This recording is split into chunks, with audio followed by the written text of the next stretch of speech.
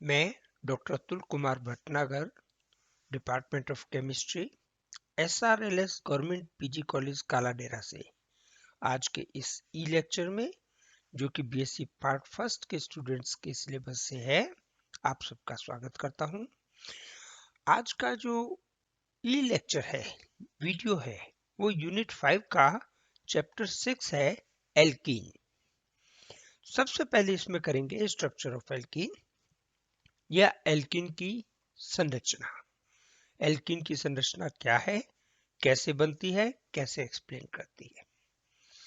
इसके साथ में आपको यहाँ पे एक चीज और रिमाइंड कराऊंगा, जिन बच्चों ने चैनल को सब्सक्राइब नहीं किया है वो कर लें, जिससे अपलोड होने वाला वीडियो की सूचना उन्हें इमीडिएटली मिल जाए।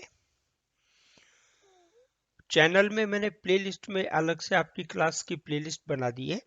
आपको कोई वीडियो मिस हो गया है, देखना है, दोबारा देखना है, तो आप वहां प्लेलिस्ट में उसे देख सकते हैं।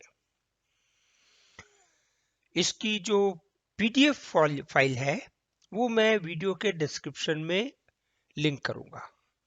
तो आपको जब पीडीएफ फाइल देखनी हो तो किसी भी वीडियो की आप पीडीएफ फाइल देख सकते हैं।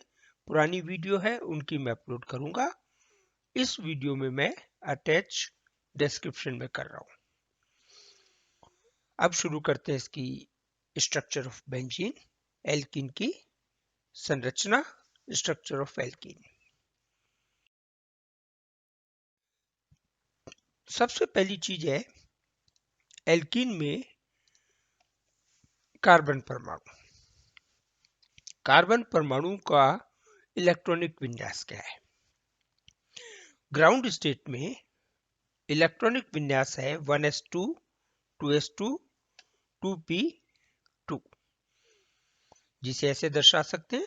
ये 1s उसमें 2 है, 2s उसमें भी 2 है, px में 1 है, py में 1 है, और pz कक्षक जो है वो खाली है। ये ग्राउंड स्टेट में है।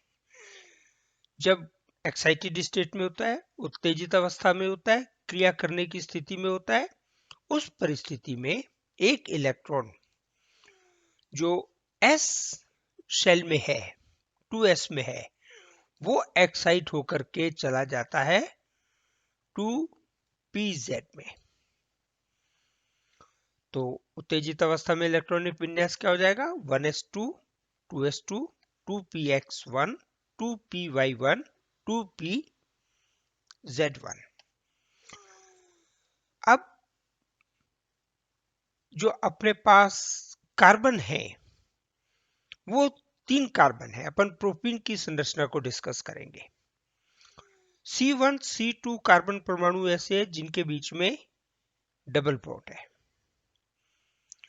C1 और C2 कार्बन परमाणु के एटम्स एक्साइटेड स्टेट में संकरण करते हैं। संकरण क्या होता है कि जब दो या दो से अधिक कक्षक परस्पर मिले जिनकी ऊर्जा लगभग समान हो, भिन्न आकृति हो, मिलने के बाद ऊर्जा का पुनर्विन्यास करें और नए कक्षकों का निर्माण करें। और नए कक्षकों की क्या स्थिति होनी चाहिए कि बिल्कुल आइडेंटिकल होने चाहिए शेप में। उनकी ऊर्जा बिल्कुल समान होनी चाहिए। अपन ये नहीं कहे कि ये S से बना है, ये P से बना है। ऐसे कक्षकों को क्या कहते हैं? संकरित कक्षक। तो S का C1 में और C2 में 2s का कक्षक, 2px का कक्षक और 2py का कक्षक, ये परस्पर मिलते हैं और नए संकरित कक्षकों का निर्माण करते हैं, जो कि संख्या में 3 ही होंगे।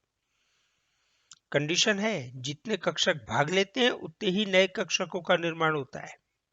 तो ये जो 3 कक्षक बनेंगे ये कहलाते हैं sp2 प्रकार के संकरित कक्षक। अब जो C3 कार्बन परमाणु है वो कार्बन परमाणु sp3 अवस्था में है, उसमें कोई डबल बॉन्ड नहीं है।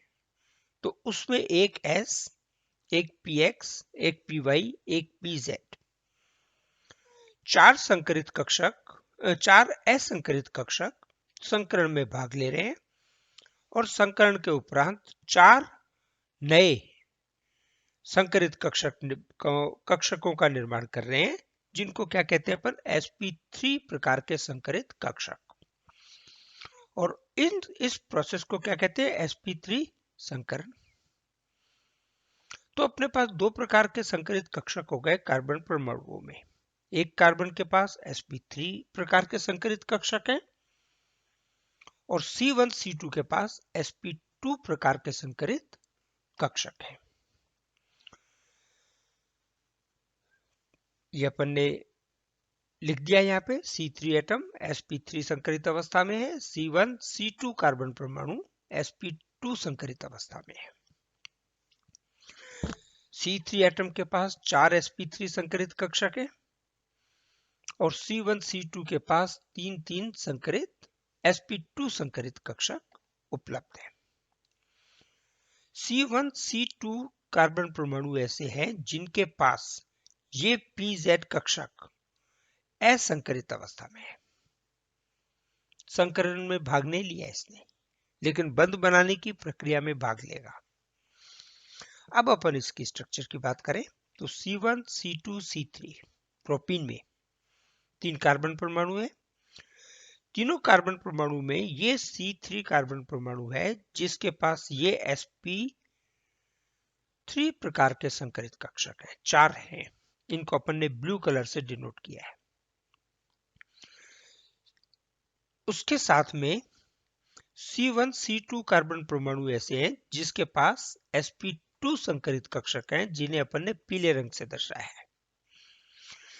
तो C3 कार्बन परमाणु का एक sp3 संकरित कक्षक C2 कार्बन परमाणु के एक sp2 संकरित कक्षक से अतिव्यापन करता है, जिसके कारण यहां पर ये क्या बनेगा सिग्मा बॉन्ड।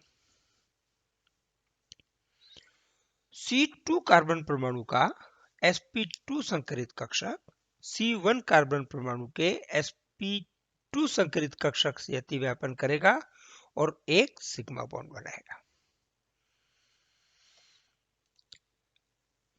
C3 कार्बन परमाणु के पास 3 sp3 संकरित कक्षक से शेष है। प्रत्येक sp3 संकरित कक्षक हाइड्रोजन परमाणु के ss कक्षकों के साथ, ये एक हाइड्रोजन परमाणु, ये दूसरा और ये तीसरा, अलग अलग s कक्षक के साथ अतिव्यापन करेगा और ये सिग्मा बॉन्ड बनाएगा। ये सिग्मा बॉन्ड कहलाता है कार्बन हाइड्रोजन सिग्मा बॉन्ड और ये सिग्मा बॉन्ड कहलाता है carbon carbon sigma bond. C3 carbon परमाणु के जितने कक्षक हैं काम में आ गए। अब अपन बात करें C2 और C1 कार्बन परमाणु की। C2 कार्बन परमाणु के पास एक संकरित कक्षक शेष है। 3 थे, दो संकरित कक्षकों का या कहें 2 sp2 संकरित कक्षकों का उपयोग 2 कार्बन कार्बन सिग्मा बॉन्ड बनाने में हो गया। तो C2 कार्बन परमाणु का बचा हुआ एक संकरित कक्षक और C1 कार्बन परमाणु के बचे हुए 2 संकरित कक्षक पृथक पृथक हाइड्रोजन परमाणु के s कक्षक से अतिव्यापन करते हैं और ये कार्बन हाइड्रोजन सिग्मा बॉन्ड बनाते हैं। इस प्रकार क्या आकृति बनी C1 C2 C3। ये तीनों कार्बन परमाणु सिग्मा बॉन्ड से आपस में जुड़ गए, जिसमें कार्बन कार्बन सिग्मा बॉन्ड जो बने उनकी संख्या है 2 और carbon carbon carbon hydrogen sigma bond बने उनकी संख्या है 6। 1 2 3 4 5 और 1 6। तो ये तो अपन ने जो डिस्कशन किया वो है एल्कीन में सिग्मा बॉन्ड का। इसके अलावा पाई बॉन्ड भी बनता है। वो कैसे बनता है उसकी बात करते हैं। C1 C2 C3 ये कार्बन परमाणु है जो इसमें संकरित कक्षकों ने सिग्मा बॉन्ड का निर्माण कर दिया। 2 कार्बन कार्बन सिग्मा बॉन्ड बने और 6 कार्बन हाइड्रोजन सिग्मा बॉन्ड बने। अब जो C1 C2 कार्बन परमाणु है वो sp2 संकरित अवस्था में है, अर्थात C1 और C2 कार्बन परमाणुओं के पास pz कक्षक असंकरित अवस्था में उपलब्ध है। वो कैसे, ये अपन ऐसे प्रदर्शित कर सकते हैं। ये C1 का असंकरित कक्षक डंबल शेप में pz कक्षक, ये C2 कार्बन परमाणु का असंकरित pz कक्षक जिसे अपन ने किस में शो किया है, थोड़ा सा ऑरेंजिश कलर में। तो C1 कार्बन परमाणु का pz कक्षक C1 कार्बन परमाणु के pz कक्षक से अतिव्यापन करेगा। ये अतिव्यापन जो है पार्श्वीय अतिव्यापन होगा, side on collision, parallel overlapping. लंबवत रूप में मतलब ये जो एल्कीन है C1 C2 C3 और इसके साथ जो हाइड्रोजन जुड़े हुए हैं ये सब एक प्लेनर है। ये मानो आपके सामने एक टेबल है, टेबल के ऊपर 3 एटम कार्बन के और 6 हाइड्रोजन के उसी तल पर है। लेकिन जो pz कक्षक है उसकी व्यवस्था कैसी होगी, उसका एक लोब टेबल के टॉप के ऊपर होगा और दूसरा लोब टेबल के टॉप के नीचे होगा। ये दोनों पार्श्वीय अतिव्यापन करेंगे तो तल के ऊपर, टेबल का तल उसे अपन तल कहेंगे, प्लेन कहेंगे, तल के ऊपर और तल के नीचे pz कक्षक पार्श्वीय रूप से अतिव्यापन करेंगे। कैसे करेंगे कि तल के ऊपर ये कक्षक इसके साथ अतिव्यापन कर रहा है, ये अपन ने लाल जो लाइन है उससे प्रदर्शित किया है, और ये अपन ने डॉटेड लाइन से तल के नीचे प्रदर्शित किया है। तो ये जो अतिव्यापन हुआ उसके कारण कौन सा बॉन्ड बनेगा, पाई बॉन्ड बनेगा। यहां पे ये तल के ऊपर और तल के नीचे। अब चूंकि इलेक्ट्रॉन इस लोब में pz लोब में या तो यहां होगा या यहां होगा, सेंटर में हमेशा पॉजिटिव एंड होता है, तो इलेक्ट्रॉन का घनत्व या तो तल के ऊपर यहां बढ़ जाएगा या यहां पर बढ़ जाएगा। ये पाई इलेक्ट्रॉन की विशेषता होती है। तो ये जो आपका स्ट्रक्चर बनी, एक पाई बॉन्ड बना और 6 और 2 8 सिग्मा बॉन्ड बने। ये तो स्ट्रक्चर हुई प्रोपीन की।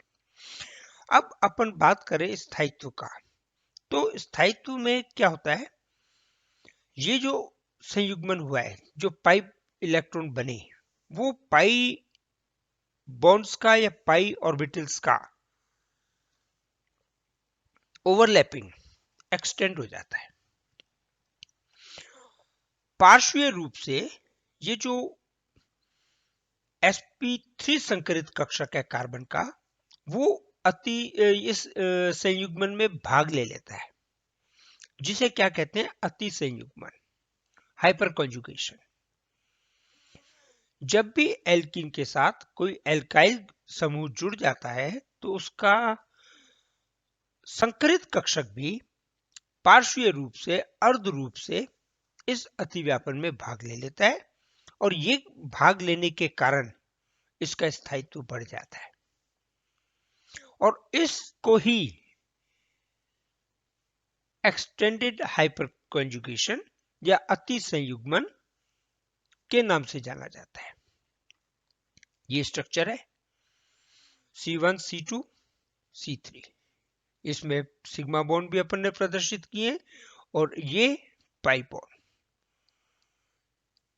बॉन्ड हो गया, और ये सिग्मा बॉन्ड कार्बन कार्बन के बीच में। ऐसी परिस्थिति में ये जो अपन ने अति संयुग्मन की बात की है वो कैसे होगा कि ये हाइड्रोजन या ये हाइड्रोजन या ये हाइड्रोजन अपना बॉन्ड तोड़ता है, तो ये sp3 संकरित कक्षक किसके पास है, ये इस स्थिति में आ जाता है, हाइपर कॉन्जुगेशन की स्थिति शो करता है। और ये जो हाइड्रोजन है ये इस कार्बन C1 कार्बन परमाणु के साथ जुड़ जाता है अर्ध रूप से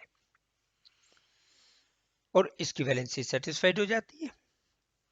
इसी प्रकार जरूरी नहीं है ये हाइड्रोजन, सारे हाइड्रोजन एक एक करके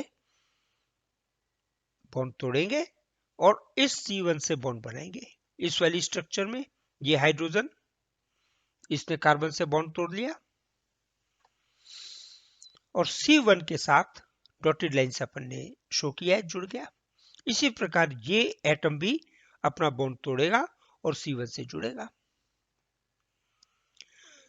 इस प्रकार हाइपर कॉन्जुगेशन के कारण ये अनुनादी संरचनाएं बना रहा है। ये संरचना जो है इसमें परिवर्तित हो रही है और ये संरचना वापस इसमें परिवर्तित हो रही है। ये संरचना वापस इसमें परिवर्तित हो रही है और यहां पर ये बैकवर्ड डायरेक्शन में इससे परिवर्तित हो रही है, इंटरचेंज हो रही है, जिसके कारण ये जो पाई बॉन्ड है इन्हीं दो कार्बन परमाणुओं के मध्य स्थित नहीं है। एल्कीन में जो सिंगल बॉन्ड का कार्बन कार्बन सिंगल बॉन्ड है उसकी बॉन्ड लेंथ 1.53 डिग्री आर्मस्ट्रॉन्ग होनी चाहिए, जो कि प्रैक्टिकल किया गया, जांच की गई तो पाया 1.50 डिग्री आर्मस्ट्रॉन्ग है, जो ना एकल बंध की थी ना द्विबंध की थी, उनके बीच की थी। इसी आधार पे कहा कि ये जो एल्डॉफ ने अनुनाद की थ्योरी दी, हाइपर कॉन्जुगेशन की थ्योरी दी, वो यहां लागू होती है और प्रोपीन का अणु अनुनादी संरचनाएं बनाता है हाइपर कॉन्जुगेशन से। डीलोकलाइजेशन ऑफ इलेक्ट्रॉन नहीं है, हाइपर कॉन्जुगेशन के कारण ये अनुनाद प्रदर्शित करता है और इसी कारण प्रोपीन का स्थायित्व बढ़ जाता है और जितने एल्काइल समूह बढ़ेंगे उतना ही ये हाइपर कॉन्जुगेशन बढ़ेगा, अनुनाद बढ़ेगा और यौगिक अधिक स्थायी होगा। ये आपकी संरचनाएं हैं, ये स्ट्रक्चर है। आप इसको मैं इसका PDF फॉर्मेट बना के डिस्क्रिप्शन में डालूंगा, आप वहां पे भी देख सकते हैं। क्या चीज समझाई गई है उसे आप वीडियो चला के पुनः देख सकते हैं। और जो अपने प्रोपीन में एल्किल समूह जो जुड़ा हुआ है उसे अपन क्या लिखेंगे? अभी अपन ने जो डिस्कशन किया है कि एल्किनों में द्विबंध से जुड़े हुए परमाणु के साथ जब एल्काइल समूह जुड़ते हैं तो स्थायित्व बढ़ जाता है, ये अपन ने डिस्कशन किया है। ये डिस्कशन करने पे अपन कैसे कह सकते हैं उसको समझाएंगे कि इसका कारण क्या है। इसका कारण है, अपन ने पहले डिस्कस किया है, अति संयुग्मन, हाइपर कॉन्जुगेशन। हाइपर कॉन्जुगेशन को इसका कारण बताया गया है और द्विबंध के जो पाई कक्षक हैं उनका प्रतिस्थापी एल्काइल समूह के सिग्मा कक्षक के साथ आंशिक अतिव्यापन होता है, जो अपन ने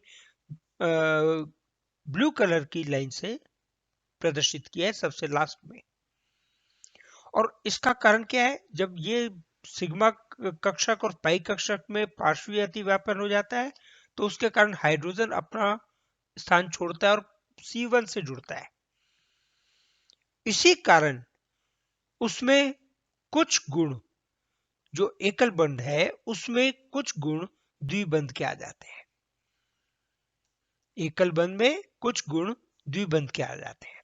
और हाइड्रोजन चूंकि अपना बंध तोड़ता है, हटता है और C1 कार्बन परमाणु से जुड़ता है तो वो अपने एक बंध का बलिदान करता है, सैक्रिफाइस करता है। इसीलिए इस प्रकार के इस अति संयुग्मन को बलिदानी अतिव्यापन, सैक्रिफाइसिंग हाइपर कॉन्जुगेशन के नाम से भी जाना जाता है। तो ये आपको कुल चीजें ध्यान रखनी है जो PDF में, वीडियो में, दोनों में आपके पास हैं। पीडीएफ खोलें, अपने नोट्स बनाएं और कहीं कोई चीज समझ में नहीं आए तो वीडियो को दोबारा से सुन लें। ये फैसिलिटी आपके पास उपलब्ध है, तो आप इसका यूज करें और इसके नोट्स बनाएं और अपनी चीज को अच्छी तरह से समझें।